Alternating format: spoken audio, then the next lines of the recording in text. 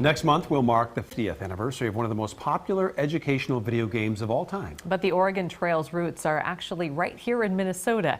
In this week's Maury Stories, our Maury Glover shows us how the video game's popularity has stood the test of time. Zugzwang, or in German that means forced move. I like making school fun.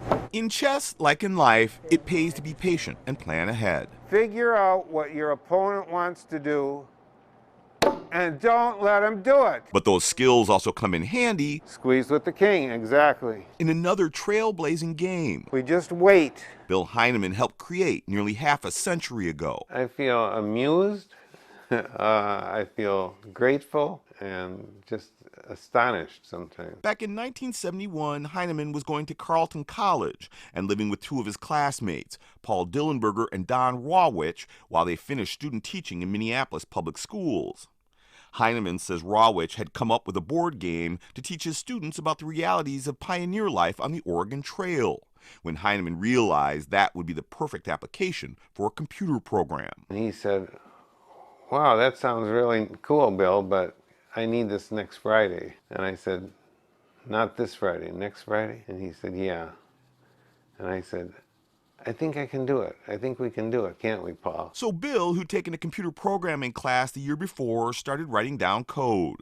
And Paul entered it in their school computer, which at the time was basically a teletype machine with no screen or graphics, connected to a mainframe by a telephone modem that would print a question on a roll of paper, and the player would type in an answer. The goal of the game was to lead a wagon train from Missouri to Oregon in the 1840s, while surviving all the hazards like crossing rivers, hunting for food, and most iconically, dying from dysentery along the way. It's trying to have the student experience what it was like without being in danger themselves. It's just a piece of history that becomes a little more real. On December 3rd, 1971, Oregon Trail debuted in Rawich's class and was an instant hit. When we got it up and running, there were kids in line from early in the morning to during their free time during the day until well after school. The game quickly became the most popular program on the Minneapolis Public Schools computer network. And after Rawich got a job at the Minnesota Educational Computing Consortium, or MEC, which was created by the state to get a computer in every classroom, he gave the code to the company with Heineman and Dillenberger's blessing, where the program became just as popular with students across Minnesota. Well, you're kind of proud, you know, you're kind of happy that you created something that people really like to do. Developers at MEC eventually added graphics and combed Pioneer diaries to make sure the information in the game was historically accurate. And with the rise of personal computers like the Apple II, Oregon Trail wound its way to classrooms across the country with similar results. The kids just get on in the morning and play the game and then ask, "Do you want to play again?" And the next kid would sit down and say yes. And so it would be just active all day long. But while the game would go on to sell tens of millions of copies worldwide and become the most successful educational game of all time, its original creators never saw a dime. My son is a very successful businessman. He said, "Dad, if I would have been around when you did this, we could have made millions." It just wasn't to be, and the three of us are really okay with that. I mean, I suppose I could have owned an island somewhere, but we're just, we're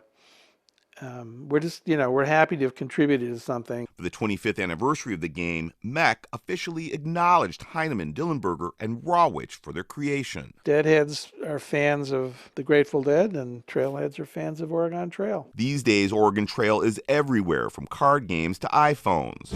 And in 2016, it was inducted into the Video Game Hall of Fame. It's permeated the whole culture. I guess we did a good thing. Even its creators aren't sure why it's been so popular for so long. It's touched a lot of people's lives. They say, "Boy, you saved me in middle school or 5th grade when I was doing this." It really meant a lot to a lot of people. But they hope what started as their pet project continues to have people jumping on the bandwagon for years to come. I guess if it's lasted this long, it's going to probably last another 50 years. For Maury Stories, Maury Glover, Fox 9.